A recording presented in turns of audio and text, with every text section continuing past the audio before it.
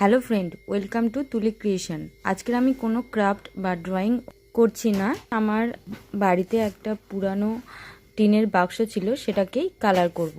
Colour করার আগে টিনের বাক্সের ওপরে এবং ভিতরে যে রাস্ট এবং ধুলো ময়লাগুলো ছিল সেগুলো আমি খুব ভালো করে পরিষ্কার করে নিয়েছি সিরিজ কাগজের সাহায্যে।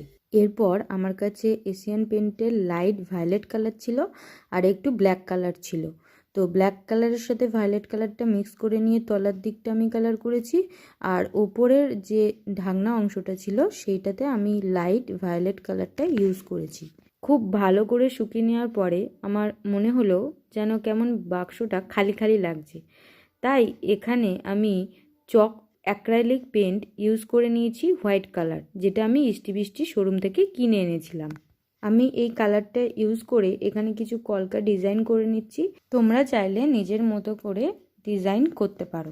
আর হ্যাঁ, এটা বলে রাখি, তোমরা এই চক পেন্টের কালারটা যে কোনো সারফেসেই ইউজ করতে পারো। তো আমি এই জন্যই এই কালারটা আমি এখানটাতে ইউজ করছি। আমি কিন্তু অ্যাকচুয়াল যে অ্যাক্রাইলিক কালার হয় সেটা ইউজ করিনি, এই চক পেন্টের কালারটাই ইউজ করছি। আর দেখো, আমার ডিজাইনটা পুরোটা হয়ে যাওয়ার পরে আমি সাইডের ওই জায়গাটাতেও খুব সুন্দর করে একটা ডিজাইন করে নিচ্ছি, অন্য ডিজাইন।